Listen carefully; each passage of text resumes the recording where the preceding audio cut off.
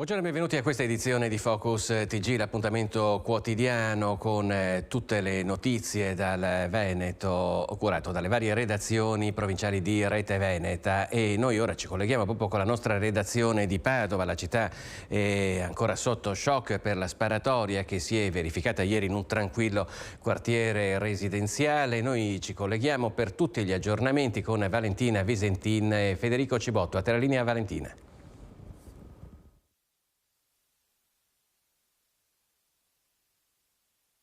Credo che ci sia un...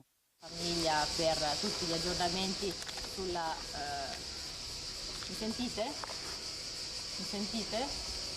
Strano, ti ho sentito prima. Allora, credo che ci sia un problema adesso con i microfoni che naturalmente vedremo immediatamente di mettere a posto. Come vi dicevamo, si tratta di una sparatoria nella quale ha perso la vita lo stalker, la persona per la quale erano state chiamate le forze dell'ordine, un carabiniere invece che era stato investito dall'uomo che poi ha perso la vita nella sparatoria e ricoverato a Padova in rianimazione. Come detto, si tratta di una vicenda che comprensibilmente poi ha creato un profondo shock in tutta la città di Padova, e adesso sentiamo per l'appunto le ultime notizie da Valentina Visentin. Eccoci qua, risolto il piccolo problema tecnico, siamo tornati qui in vicolo Castelfidardo nel quartiere della Sacra Famiglia, dove ieri pomeriggio la tranquillità di questa via è stata scossa dalle urle, dagli spari. Qui a terra rivedete ancora i segni del cosa è accaduto, dell'investimento, perché qui c'era posteggiata l'auto di un ex marito su cui pendeva il divieto di avvicinarsi. Quando lo ha visto ha subito allertato i carabinieri che, arrivati sul posto, hanno cercato di identificare l'uomo che si stava allontanando, ma ha ingranato la marcia e ha investito il carabiniere ferendolo gravemente alle gambe. Il collega del carabiniere ha quindi risposto con alcuni colpi di pistola, ferendo gravemente il 55enne Axi Collaccu, questo è il nome della vittima, che poi è deceduto in pronto soccorso. Gli aggiornamenti sulla vicenda riguardano soprattutto le condizioni di salute del carabiniere, che nella notte è stato operato, l'intervento è durato molte ore, alle gambe, fratture composte a tutti e due gli arti. Ora è ricoverato in ortopedia nel reparto di rianimazione, la prognosi resta riservata. Non ha invece riportato ferite l'altro carabiniere coinvolto, quello che ha sparato per difendere il collega, che dopo essere stato investito stava per essere aggredito anche con un coltello dal 55enne. Come vi dicevo, a terra ancora i segni di questo pomeriggio davvero di violenza qui alla Sacra Famiglia, ma ricostruiamo nel dettaglio quanto è accaduto con il nostro servizio. La follia è esplosa squarciando il silenzio di un pomeriggio afoso nel tranquillo quartiere della Sacra Famiglia a Padova. 4 colpi di pistola, le urla, 2 uomini a terra, il primo un carabiniere ferito alle gambe, il secondo un uomo di 55 anni che l'aveva appena investito, agonizzante, ferito anche lui, ma con 4 colpi di pistola sparati da un altro militare che ha cercato di salvare il collega. I carabinieri erano arrivati in vicolo Castelfidardo perché al numero di emergenza era arrivata la chiamata di una donna che avvertiva che l'ex marito violento, nonostante l'ammonimento del questore e un divieto di avvicinamento, si era presentato sotto casa e voleva entrare. I militari arrivati sul posto trovano il 55enne, l'avevano quasi convinto ad allontanarsi, ma a quel punto, entrando in macchina, lui ha ingranato la marcia investendo il carabiniere che di spalle stava redigendo il verbale. Ha ingranato la retromarcia, salvo poi però ingranare la prima e puntare dritto verso i militari. Uno dei due è stato schiacciato sulla nostra autoradio ed è caduto al suolo, ha riportato delle gravi ferite agli arti inferiori. Dopodiché quest'uomo ha impugnato un pugnale e vi si è scagliato contro. Effettivamente a questo punto l'altro militare, per cercare di salvare la vita al collega, ha sparato 4 colpi d'arma da fuoco e ha attinto il soggetto. Quello che qui ci tengo a precisare è che dai nostri primi accertamenti le procedure adottate dai militari sembrano impeccabili e quindi aderenti ai nostri procedimenti d'azione. per cui i militari hanno fatto il loro dovere. Il carabiniere ha sparato dopo aver intimato il 55enne di fermarsi, ma l'uomo si stava per avventare contro il militare ferito con un coltello. 4 i colpi di pistola che hanno ferito l'uomo al busto e alle gambe. Aksi Kollaku, questo è il nome dello stalker, è morto in ospedale dove è stato trasportato dal 118 in condizioni disperate. Il carabiniere ferito ha riportato gravi fratture alle gambe, non è in pericolo di vita ma la sua ripresa sarà lunga. Sotto shock l'ex moglie della vittima e la figlia che hanno assistito alla scena. In serata sono state sentite a lungo dal pubblico ministero Marco Brusegan, a cui hanno raccontato gli anni difficili vissuti nel terrore di quel compagno violento. Questa persona in passato era stata già attinta da divieto di avvicinamento, al momento aveva pendente un ammonimento del questore, oltre ad alcuni procedimenti penali, come vi dicevo, per atteggiamenti aggressivi persecutori posti in essere nei confronti della ex. Senza questo intervento poteva esserci l'ennesima donna vittima di violenza, ha detto il sindaco di Padova Sergio Giordani, ringraziando i carabinieri per il loro intervento e augurando una pronta ripresa al militare ferito. E dicevamo lungo l'intervento a cui è stato sottoposto il carabiniere anche per scongiurare eventuali emorragie provocate dalle fratture. Una ripresa lunga, si dovrà capire se i danni riportati alle gambe possono aver compromesso in qualche modo il recupero degli arti, ma questi saranno accertamenti medici ci sarà tempo per effettuarli. Intanto il carabiniere resta ricoverato in prognosi riservata in rianimazione. Una scena a cui hanno assistito anche i condomini del palazzo che vedete alle mie spalle, sentiamo le loro testimonianze. Ero a casa e in quel momento ero sceso dalle scale per fare dei lavori in garage e ho incrociato la condomine che aveva chiamato i carabinieri ed era qui in ingresso che stava parlando con i carabinieri. Sono sceso in garage e nel giro di pochi minuti ho sentito un botto, delle urla e poi 4 spari. Dopo, quando sono uscito, ho visto il carabiniere a terra ferito con la gamba con una frattura scomposta e il capo che sanguinava copiosamente perché aveva una ferita qui sulla testa. L'altra persona stesa a terra di fianco, ferita dai colpi di pistola, e l'altro carabiniere in piedi che cercava di tranquillizzare il collega e che aveva chiamato 118. Giovanni è uno dei testimoni di quanto accaduto ieri pomeriggio in vicolo Castelfidardo. Vive nello stesso palazzo della donna minacciata dall'ex marito violento, ucciso dai colpi di pistola sparati da un carabiniere dopo che lui aveva tentato di investire il collega militare. Giovanni, come altri residenti, hanno vissuto in diretta quei momenti di paura. Ero di sopra, ero in bagno, stavo facendo la doccia, ho sentito degli spari e mi sono affacciato, ho visto la scena. I 2 uomini a terra, l'ambulanza e poi per ora il lavoro dei carabinieri che hanno analizzato il teatro della sparatoria. Sul posto anche il generale Giuseppe Spina, comandante della Legione Veneto. Aksi Kollaku, l'ex marito stalker, non era molto conosciuto dai residenti di quel condominio di vicolo Castelfidardo. Aveva vissuto solo pochi anni, 15 anni prima se n'era andato.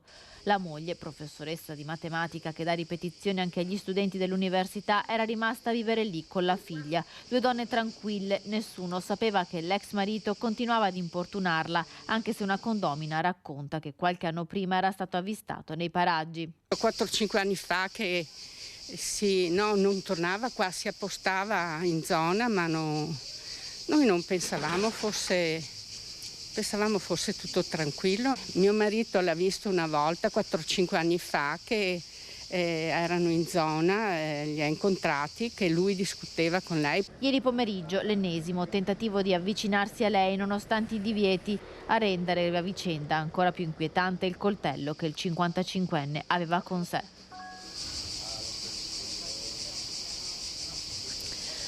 Ovviamente è stata aperta un'indagine, il pubblico ministero Marco Brusegan ieri in serata ha ascoltato l'ex moglie del 55enne ucciso e anche la figlia, nei prossimi giorni anche tutti gli altri testimoni.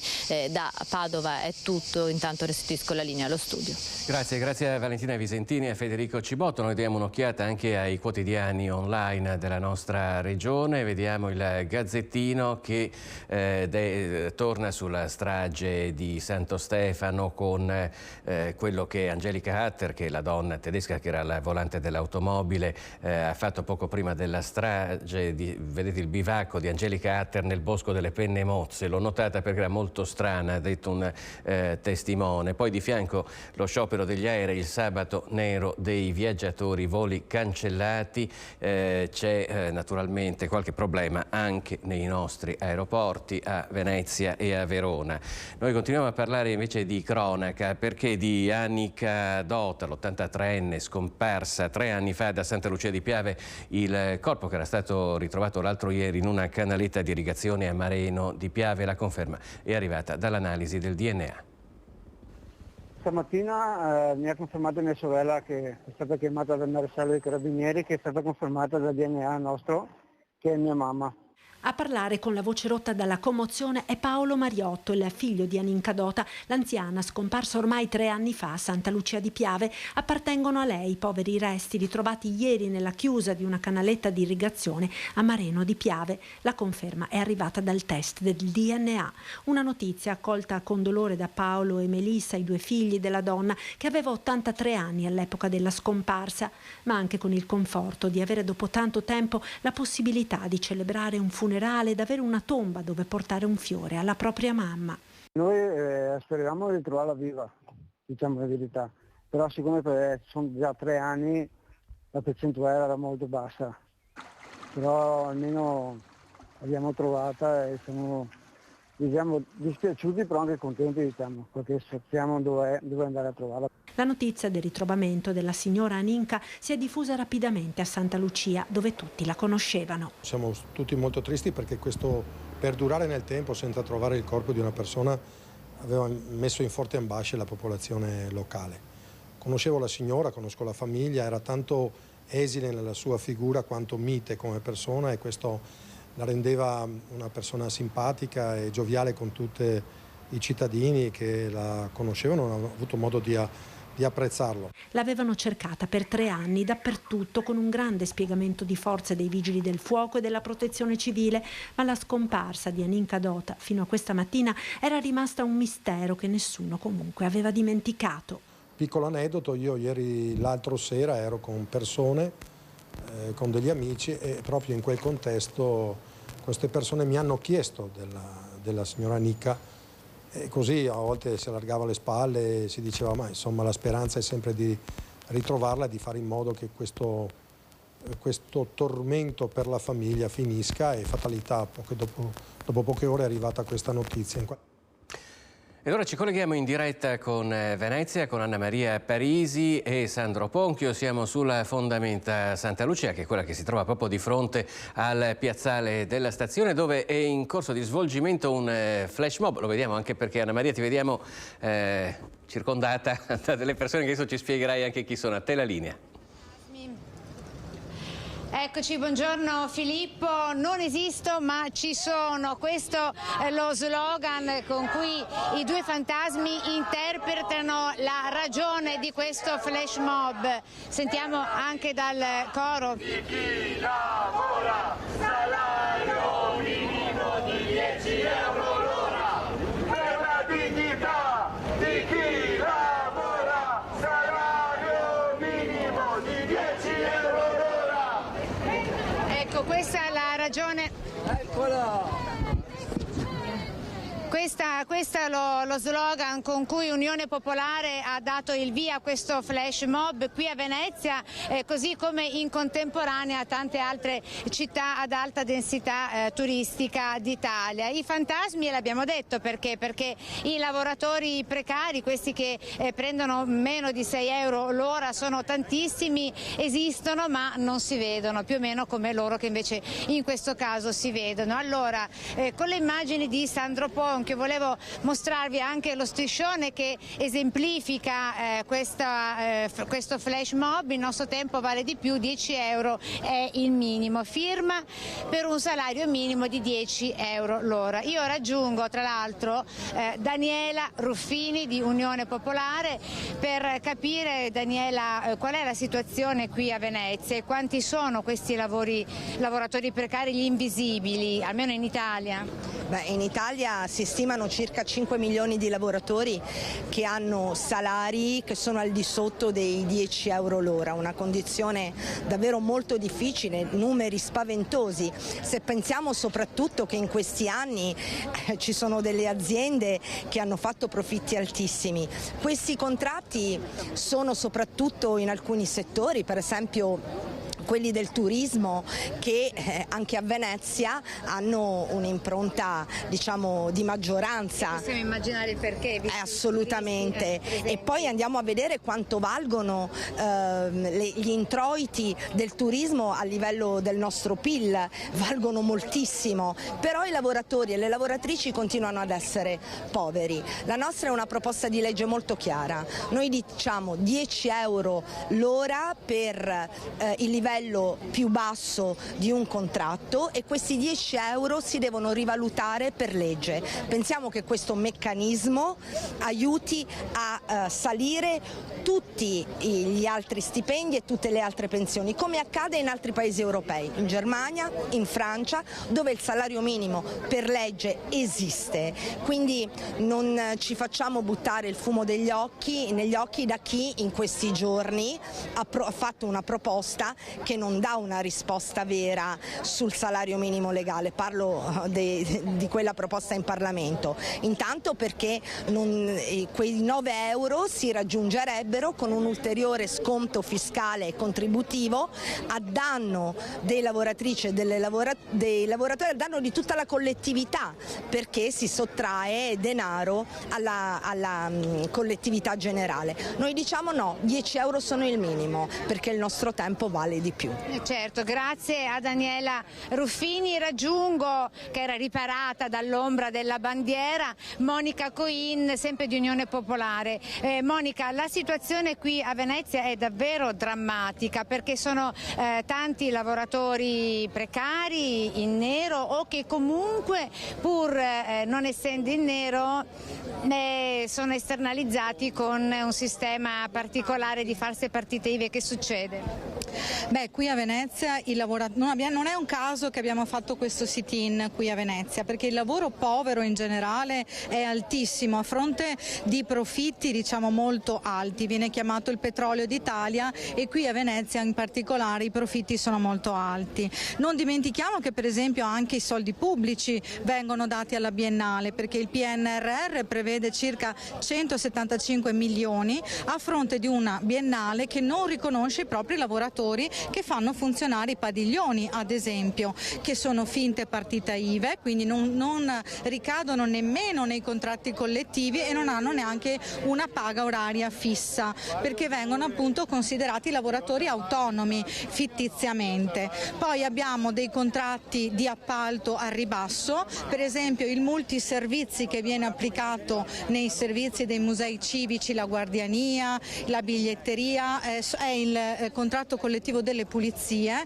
e non è certamente adeguato al settore della cultura. Dicevi prima che sono tra i più bassi. Sono tra i più bassi perché la maggioranza dei lavoratori di ingresso del multiservizio, che sono la maggioranza appunto dei lavoratori, hanno una paga oraria lorda di 6 euro all'ora. Noi ne proponiamo almeno 10, perché non è possibile che questi lavoratori che tengono in piedi una struttura così importante del turismo come Venezia, tra settore cultura e settore alberghiero e pubblici esercizi, siano sfruttati e siano del lavoro povero, mentre in realtà i profitti e anche i finanziamenti pubblici sono molto alti. Ecco, una riforma di legge, quella che credete voi, che passa attraverso una raccolta di firme che state effettuando proprio voi. Come fare per venire a firmare? Fino a novembre avremo i banchetti settimanali, specialmente nei mercati di Mestre, di Favaro, di Venezia, di tutta la provincia, e le date dei banchetti le potete trovare nella nostra pagina Facebook di Unione Popolare. Ogni settimana diamo notizia delle date dei banchetti dove si può venire a firmare per avere un salario minimo di 10 euro. Grazie a Monica Coin e a tutti i ragazzi, gli uomini e le donne di Unione Popolare. Grazie a Daniela Ruffini. Adesso noi vi salutiamo, ma con le immagini di Sandro Poli Ponchio andremo a seguire una cosa che avverrà a breve, quindi di cui poi vi parleremo nel corso dell'edizione della sera. Da Venezia è tutto, la linea a te Filippo. Grazie a Maria Parisi e Sandro Ponchio e i loro ospiti. In collegamento in diretta da Venezia, proprio dal veneziano arriva una notizia che viene riferita dal quotidiano online della Nuova Venezia. Incidente sul lavoro a Mira, operaio in coma, esposto della moglie, investito da un escavatore in manovra, sbattuto violentemente il capo e ricoverato in gravi condizioni nel reparto di terapia intensiva dell'ospedale dell'Angelo. E invece non ci sono stati feriti gravi in un incidente che poteva avere invece delle conseguenze molto gravi, di cui tra poco vedremo anche le immagini che sono davvero incredibili. Si è verificato in un bar di Cassola, vicino a Bassano del Grappa. La scena è impressionante. Mentre i clienti affollano il bar seduti ai tavoli o davanti al bancone, accade tutto in pochi secondi. Una Fiat 500 abbatte la siepe davanti al locale e sfonda la vetrata.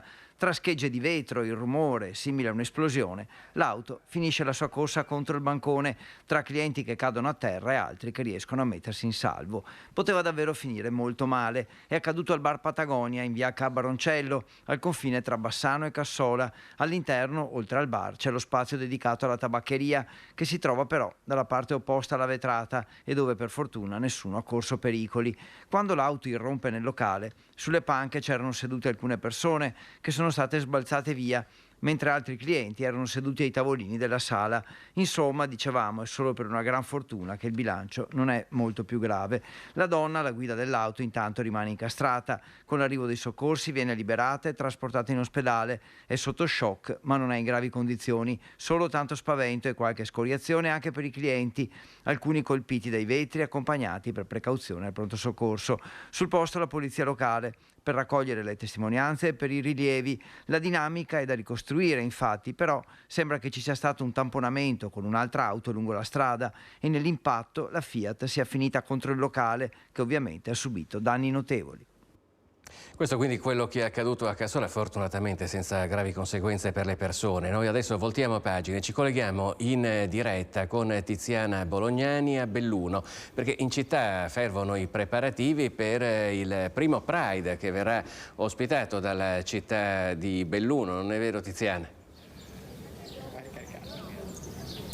Sì, Filippo, hai proprio ragione. Noi siamo qui in Piazza dei Martiri, nella vicinanza, nella prossimità di Porta Dante, qui che è stato installato il palco dove questo pomeriggio ci saranno gli interventi ufficiali del primo Pride di Belluno, ma interventi sono previsti anche davanti alla prefettura di Belluno e davanti al tribunale. Sono luoghi simbolici questi scelti dal comitato organizzatore del primo Pride a Belluno. Comitato, ciao, mi trovo con Morena Fante che del comitato è coordinatrice, con Valentina Reolon.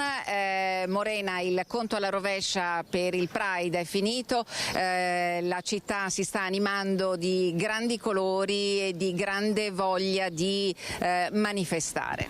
Sì, infatti siamo molto emozionati anche perché appunto è il primo Pride della provincia e ci aspettiamo un sacco di colori, un sacco di movimento e in questi mesi di preparazione e duro lavoro, perché non è una cosa semplicissima organizzare eventi del genere, abbiamo avuto tantissime adesioni dai commercianti alle persone e questo è veramente orgoglioso. Senti Morena, è corretto dire che avete avuto più manifestazioni di pensiero critico da parte della cittadinanza che delle istituzioni, perché le polemiche sono arrivate ma ai noi solo dalle istituzioni? Sì, in realtà noi le problematiche tra virgolette principali le abbiamo avute da parte delle istituzioni, che comunque è un loro pensiero. Noi non abbiamo chiesto patrocinio, abbiamo solo chiesto se volevano aderire o meno al manifesto che insieme a un lavoro collettivo abbiamo costruito nei mesi, e per esempio il comune di Belluno non ha voluto aderire. Va bene lo stesso, comunque abbiamo avuto tanta partecipazione da parte della cittadinanza e come ribadisco il cittadino è molto avanti rispetto alla politica. È vero, è proprio così, perché questo è il sentiment che noi respiriamo e abbiamo respirato in questi giorni, non solo in città ma anche leggendo i social. È una città aperta che vuole dare il benvenuto ma che non ha paura non solo di confrontarsi ma anche di conoscere quali sono le tematiche che verranno discusse e portate in città questo pomeriggio a partire dalle 2:30, dalle 14:30 il corteo. Valentina, arriveranno anche le famiglie arcobaleno oltre a tutte le associazioni che hanno dato la loro adesione? Sì, in questo momento diciamo che a livello politico nazionale è una cosa che sta toccando tante famiglie, perciò avremo l'adesione anche delle famiglie arcobaleno, arriveranno in tanti, anche la Gedo è qua, abbiamo dei banchetti con tanto materiale anche informativo, ci saranno degli importantissimi interventi sul palco di ogni associazione, perché il Pride è un momento per esserci, per rivendicare la propria possibilità di essere al mondo e in questa società, ma anche per portare alla luce i problemi e le problematiche che ci sono. Diritti che vengono considerati singoli, diritti singoli delle persone, ma che poi in realtà sono diritti collettivi. Sì, certo, perché alla fine la nostra è una società collettiva che vuole strutturarsi così, non sono i diritti di una persona o di un tipo di persona, l'intersezionalità del Pride e della nostra realtà vuole appunto creare più reti possibili e non parlare di un diritto a scapito di altri. Grazie Valentina, grazie Morena. Allora noi lasciamo Valentina e Morena lavorare perché c'è ancora tanto da lavorare. Alle 14:30 saremo con loro nelle piazzate della stazione dove è previsto il raduno dei partecipanti e poi sarà dato il via al corteo che attraverserà le vie cittadine per arrivare poi alla fine, per concludersi qui in Piazza dei Martiri. Filippo, ti restituisco la linea e gli aggiornamenti naturalmente sul primo Pride di Belluno questa sera nei nostri telegiornali. Grazie a Tiziana Bolognani e Fabio Falliero in collegamento in diretta da Belluno, che si appresta ad ospitare il suo primo Pride. Noi voltiamo pagina e parliamo di una polemica che è molto forte in questi giorni per quello che riguarda la gestione dell'arrivo di migranti nella nostra regione. I problemi più grossi si sono verificati in provincia di Vicenza con il caso di alcuni profughi che sono stati scaricati davanti ad alcune sedi di comuni del Vicentino. Ebbene, il sindaco di Castelgomberto ha restituito i migranti alla prefettura.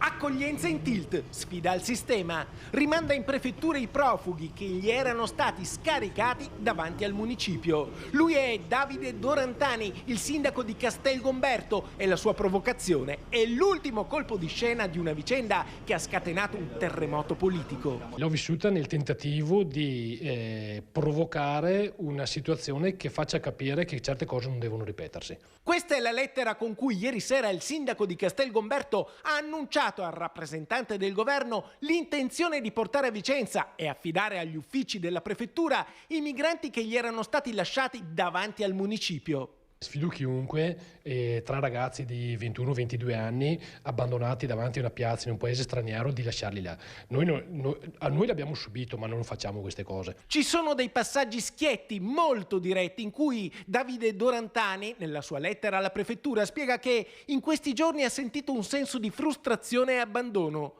Non avendo spazi appropriati per accogliere, scrive il sindaco, ha avvertito una forzatura alla responsabilità del suo ruolo istituzionale che lo ha costretto a trovare e a improvvisare una sistemazione per i profughi, individuata poi nel centro sportivo del paese. E vedete, questo è l'alloggio di fortuna ricavato nel centro sportivo di Castelgomberto. Ci sono le panche, questo originariamente è uno spogliatoio trasformato in un alloggio con 3 letti per i 3 profughi.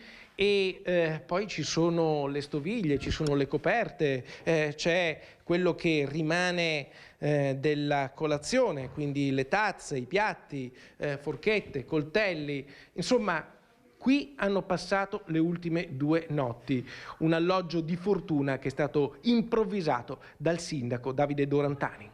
E proprio il sindaco di Castelgomberto conclude la sua lettera spiegando la difficoltà a mantenere con un minimo di dignità i 3 migranti e per questo annuncia di volerli portare a Vicenza per consegnarli agli uffici della prefettura.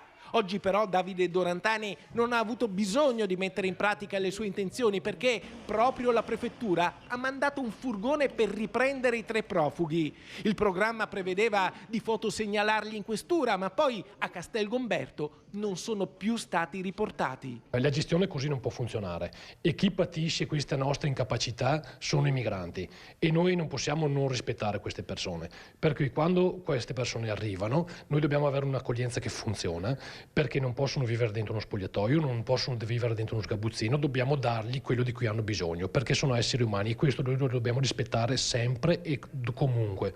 Oggi quello che è successo a Castelgomberto fa storia. L'accoglienza va regolata, condivisa, altrimenti i comuni, quando non sono nelle condizioni di ricevere i profughi, potrebbero seguire l'esempio di Davide Dorantani, che con la sua provocazione forse ha aperto una strada, quella della sfida al sistema.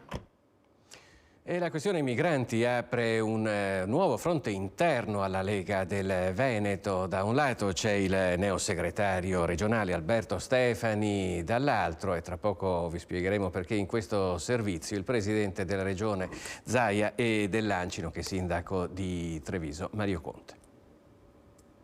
Qualcuno deve spiegarmi perché un sindaco dovrebbe sentirsi costretto ad ospitare dei richiedenti asilo che nel 93% dei casi non hanno i requisiti per essere considerati rifugiati politici, semplicemente perché sono scaricati davanti al municipio alle 5 di mattina. Per noi della Lega è una questione di coerenza, è una questione di priorità, l'accoglienza non può essere destinata a tutti. Il riferimento, almeno formale, è a quanto successo nel Vicentino con quei migranti assegnati di fatto senza preavviso a 7 comuni da parte della prefettura, ma in molti hanno interpretato le parole del neosegretario della Lega regionale come un attacco frontale al presidente Luca Zaia, che martedì scorso a Venezia con le prefetture e l'Anci, l'associazione dei comuni, ha siglato un protocollo proprio sull'accoglienza diffusa. Dobbiamo evitare un'altra cona, uno degli obiettivi dichiarati di Zaia. Insomma, un nuovo caso interno alla Lega dove gli animi, dopo il congresso, sembrano non essersi rasserenati. Leghista è Zaia, ma leghista è pure Mario Conte, sindaco di Treviso e presidente di Anci. Capisco le parole di Alberto Stefani e io cerco di far sintesi tra tutte le anime dei sindaci che sono di centrodestra e di centrosinistra attraverso l'associazione Anci, ma soprattutto insieme al presidente Zaia cerchiamo di trovare soluzioni alternative a quelli che sono le contrapposizioni ideologiche, a quelli che sono i no a tutti i costi, soprattutto in una fase dove i no comunque non porteranno da nessuna parte, perché questi richiedenti asilo comunque arriveranno nei nostri territori e dovremo poi capire coloro che oggi sono fermi sul no come penseranno di gestire la situazione. Un conto è la linea del partito, un altro le soluzioni che devono mettere in campo gli amministratori del territorio, il principio che Conte sembra ribadire con l'opposizione che parla di una Lega balcanizzata. Cortocircuito del tutto evidente con Zaia che è sconfessato dai suoi stessi amministratori oltre che da parlamentari e da consiglieri regionali. E nel mezzo della polemica però scende in campo anche Confapi Padova, che si schiera per l'accoglienza diffusa perché tra le altre cose dice favorisce l'integrazione lavorativa. Il modello di accoglienza diffusa proposto dal governatore Luca Zaia, ma che non piace ai sindaci del Carroccio, convince e viene appoggiata in pieno dall'Associazione delle piccole e medie imprese padovane, che pensa all'integrazione lavorativa dei migranti, visto che, numeri alla mano, nel territorio padovano circa il 55% delle imprese tra luglio e settembre non troverà i lavoratori di cui ha bisogno. Noi abbiamo una condizione di necessità di ruoli professionali che non vengono ricoperti del tutto dalle risorse umane nazionali. Abbiamo un altro tema di migliaia o milioni, ma migliaia per quanto riguarda noi, speriamo perché di più non potremo fare, di cittadini del mondo che vivono in condizioni molto difficili per sé e per le loro famiglie. e quindi dobbiamo immaginare un modo per gestire ciò che comunque avviene, perché le migrazioni ci sono sempre state e ci saranno sempre. La soluzione, spiega il presidente di Confapi, deve essere dunque pragmatica e percorribile, in grado di garantire una pianificazione attenta e in prossimità con il mondo dell'industria che necessita costantemente di nuovi lavoratori. L'approccio giusto è quello di dire che queste persone devono arrivare in Italia perché questo è un bene per l'Italia, per loro, per la loro dignità e anche per la struttura economica di questa nazione che come vediamo dalle statistiche perde cittadini ogni anno. Ci fermiamo per un istante, ci rivediamo tra poco.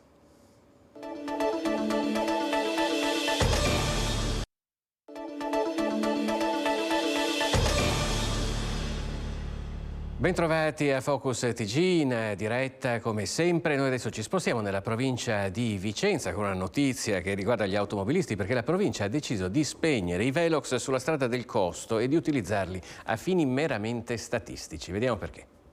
Gli attuali apparecchi di rilevazione verranno in qualche modo spostati da una rilevazione puntuale d'autovelox a fini sanzionatori a una rilevazione statistica ed esclusivamente statistica su una situazione a tutto. Sì, avete sentito bene. La provincia spegne i velox sul Costo che porta in altopiano e li trasforma in rilevatori statistici.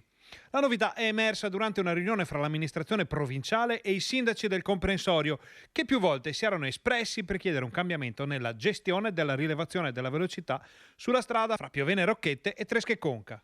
E non è tutto, verrà infatti attivato un tavolo. Affinché quelle che sono le valutazioni che un tavolo di coordinamento che da oggi si è reso operativo e coinvolgerà tutte le forze coinvolte possa prendere le valutazioni migliori su quelli che sono i provvedimenti per la messa in sicurezza. Al tavolo saranno invitati, come è corretto, giusto, opportuno ed utile che sia, anche Polizia Stradale, Carabinieri, Prefettura e tutte le forze coinvolte. In pratica lo spegnimento dei velox è solo una prima parte del percorso per garantire una maggior sicurezza lungo la provinciale del Costo, dove spesso si verificano incidenti anche dall'esito mortale. I primi cittadini altopianesi esprimono soddisfazione per questa novità, dato che gran parte delle multe andavano a colpire i loro cittadini, costretti a fare i pendolari con la pianura. Andremo ad individuare quella che sarà la soluzione migliore che appunto tutelerà la sicurezza sia dei cittadini sia degli automobilisti, ma anche lo stesso comfort di una velocità che deve essere consona e congrua appunto a quel tragitto. Noi confidiamo sempre ovviamente nei 90 all'ora e speriamo che si possa ritornare a quel tipo di velocità. Rimangono comunque alcune perplessità fra i sindaci dell'altopiano. Ritengo che comunque mantenendo la cartellonistica con i 70 orari ci sia un monitoraggio condizionato, cioè non possa essere rilevato un monitoraggio dal punto di vista proprio veritiero, perché i cartelloni andrebbero a spingere l'automobilista a comunque avere un condizionamento durante il percorso. E in secondo luogo perché al tavolo mi sarebbe piaciuto arrivare con i dati alla mano per poter avere effettivamente una verifica su questi prima. Sul fronte della viabilità naturalmente stiamo vivendo un fine settimana di esodo estivo. Noi adesso ci colleghiamo in diretta con Alex Giuliano che assieme a Renzo Rigon si trova a Carpanè per dirci com'è la situazione in Valsugana. Te la linea Alex.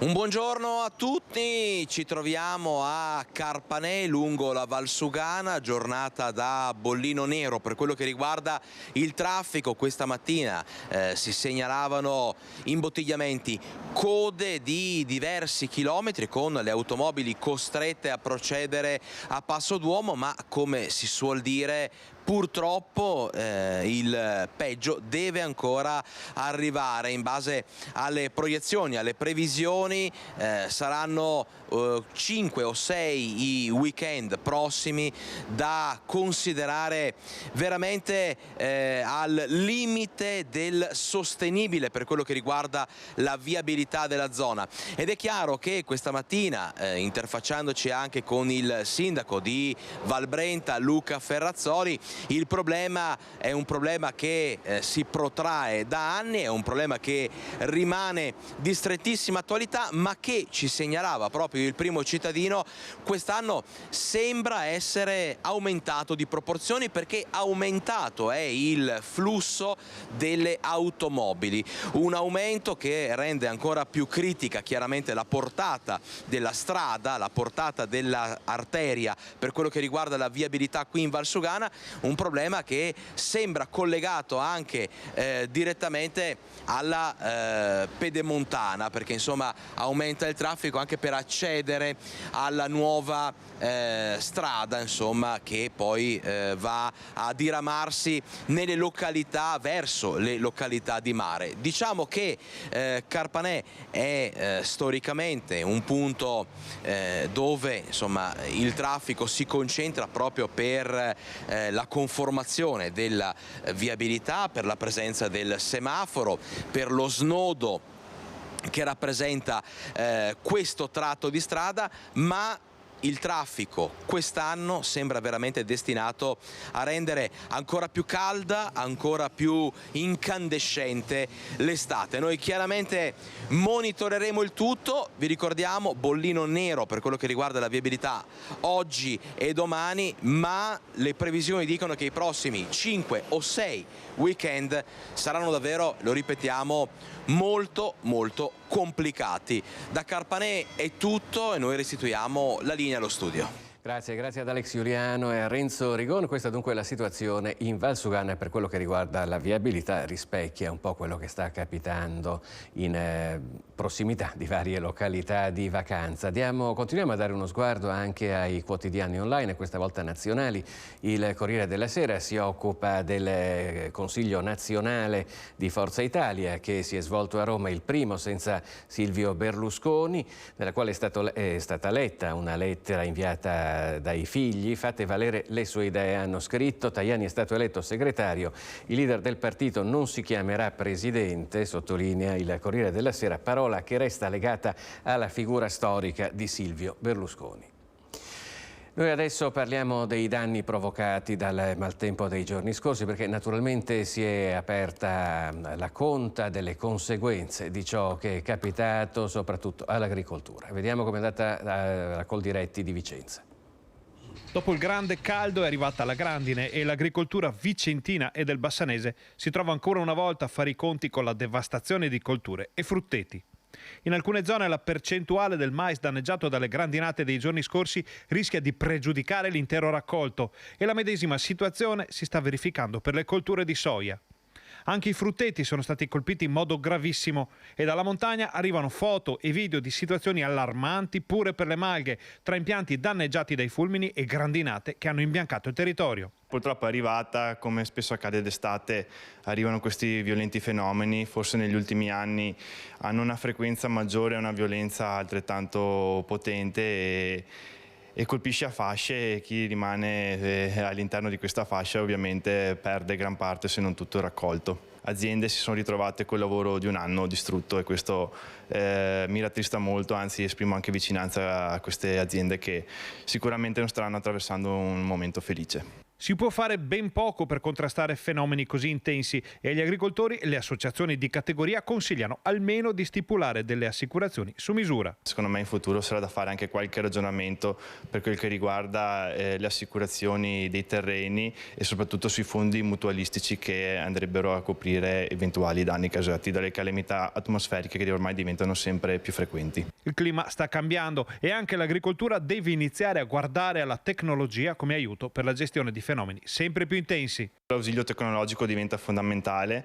avere sempre più dati, sempre una maggior raccolta dati che ti aiuta un attimo anche a decifrare quello che può essere il cambiamento climatico e poi, come spesso ricordo, anche la gestione dell'acqua diventa fondamentale. Nei periodi di siccità dobbiamo utilizzare quella accumulata quando invece le piogge erano forti e qui ci vogliono infrastrutture che vanno portate avanti perché diventano fondamentali da qui al proseguo delle estati che verranno. E noi da Vicenza andiamo a Santa Lucia di Piave, quindi provincia di Treviso, perché dopo il maltempo è scattata una gara di solidarietà tra agricoltori per aiutare i colleghi che hanno ricevuto più danni.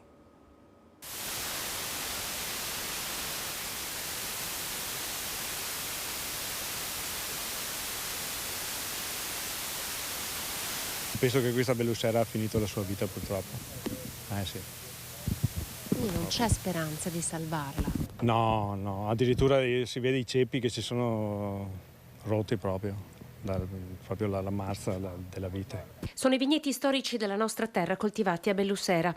I tralci vitati sono ad oltre 2 metri d'altezza e evitavano che l'umidità delle terre del Piave, ricche di risorgive, potesse creare le condizioni per lo sviluppo di malattie. Producevano grandi quantità d'uva per ettaro. Ne sono rimasti pochissimi, quello che vedete ha finito la sua corsa dopo 38 anni.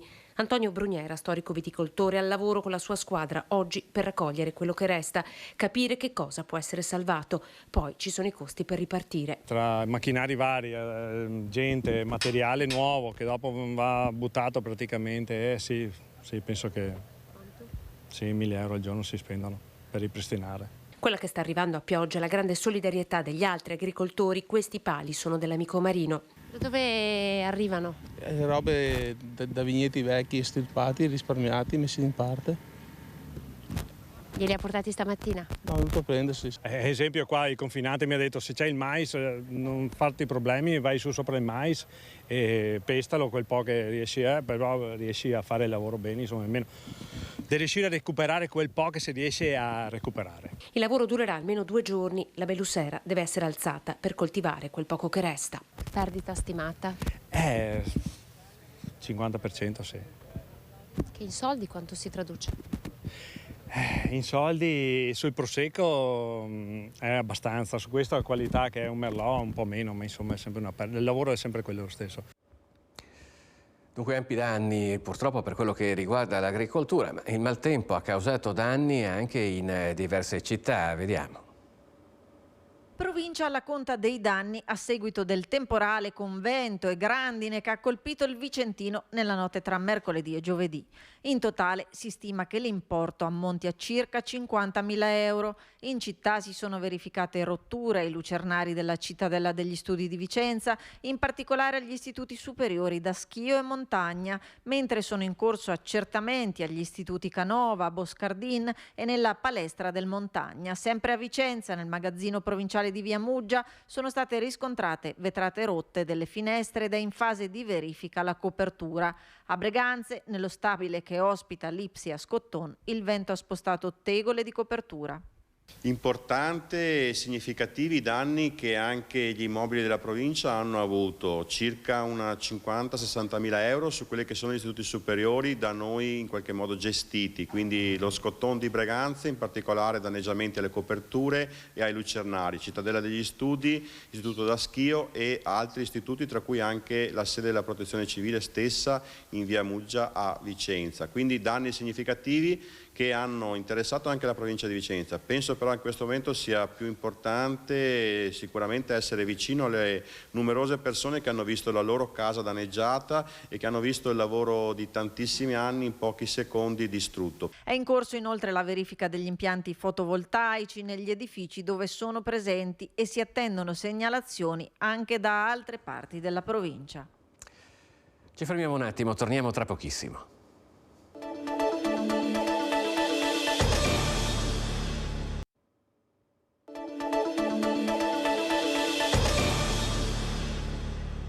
Bentrovati a Bassano, scusate, a Focus TG, ma andiamo a Bassano per parlarvi di un sequestro di droga che è stato effettuato dalle forze dell'ordine.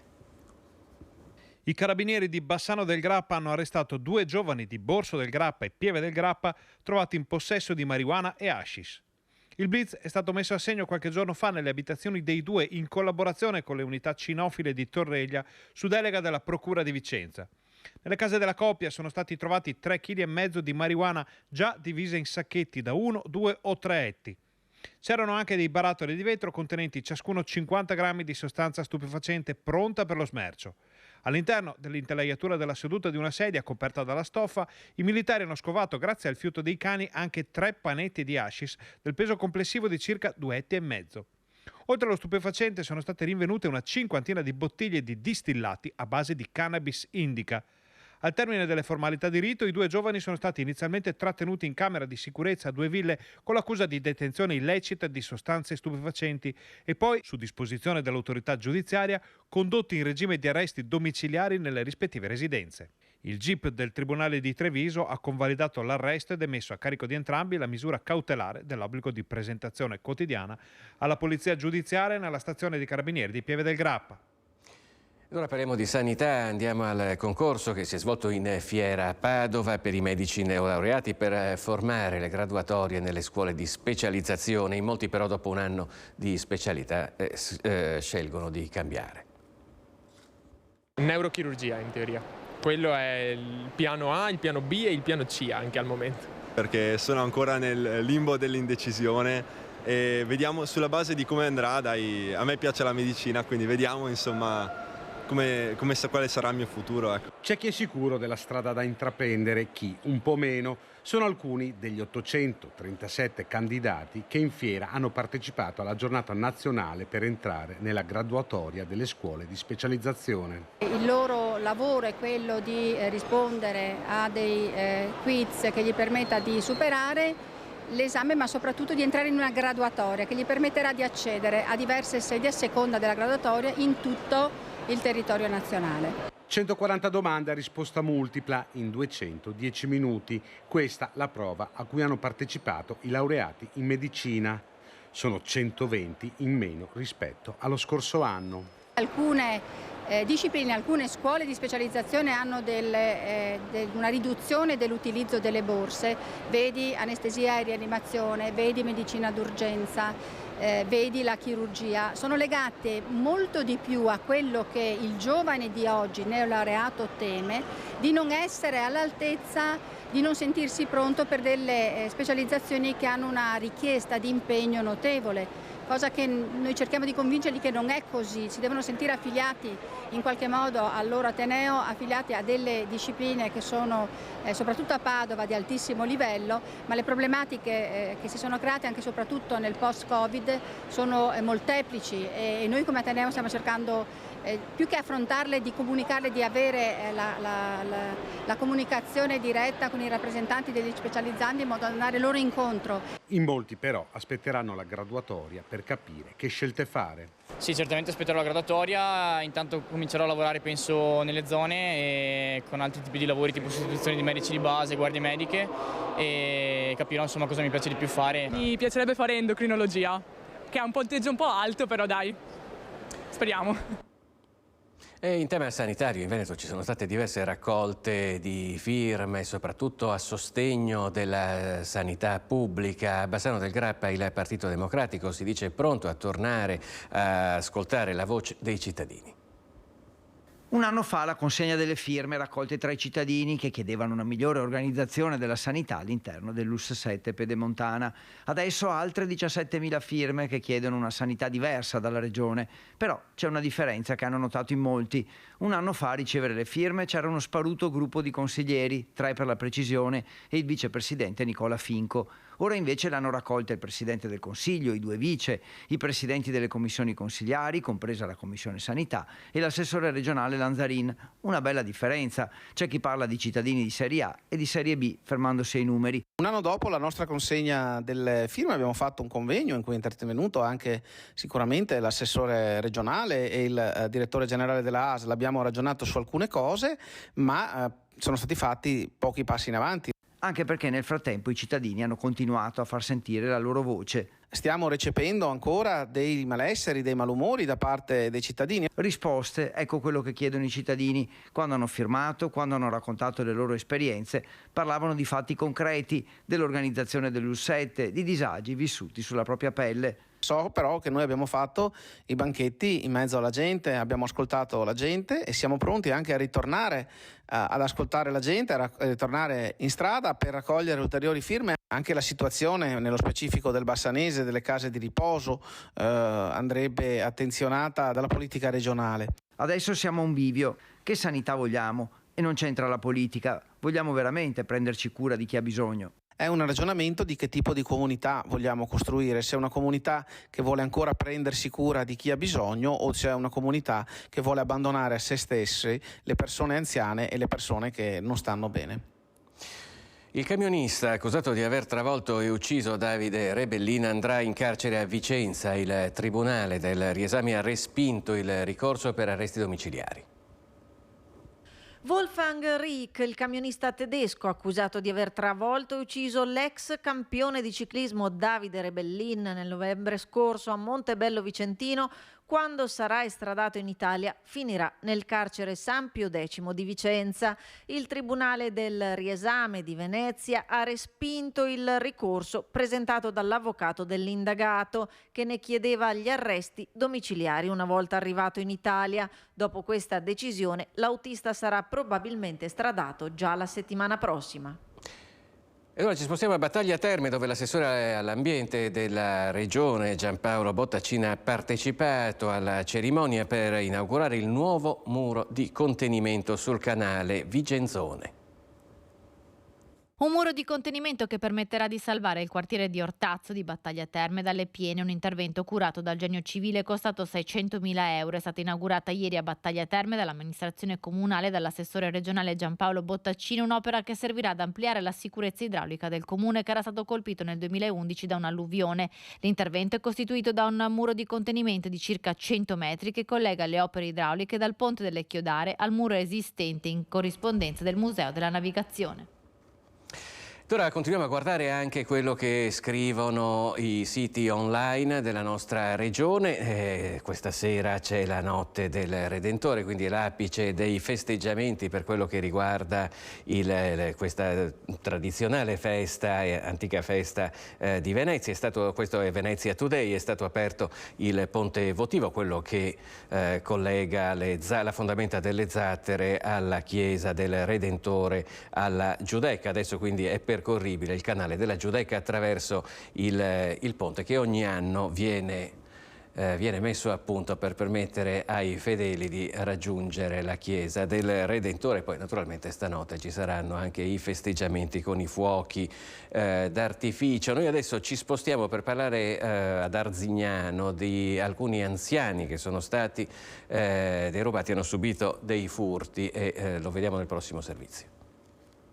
Avevano derubato 4 ultraottantenni ad Arzignano di gioielli e diamanti che custodivano in casa dal valore di 200.000 euro. Si erano finti operatori del gas e agenti di polizia locale e, con la scusa di dover controllare le tubature, si erano fatti aprire la porta. Avevano poi scassinato la cassaforte con un flessibile, rubando i gioielli e scappando con il bottino. I due di 23 e 24 anni sono stati rintracciati e arrestati dopo un'articolata attività di indagine condotta dai carabinieri del comando della compagnia di Valdagno. Dovranno rispondere di furto aggravato in concorso.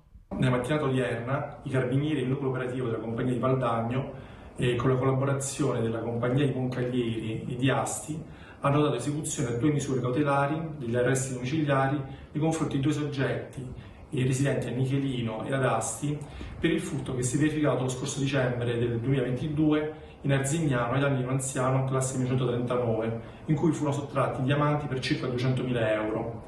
Le misure scaturiscono dalle attività di indagine svolte dal nucleo operativo, che hanno permesso di individuare questi 2 soggetti quali responsabili del furto che si è verificato. E con questo servizio si conclude questa edizione di Focus TG. Nel ringraziarvi per averci seguito, vi auguriamo un buon proseguimento di giornata. Arrivederci.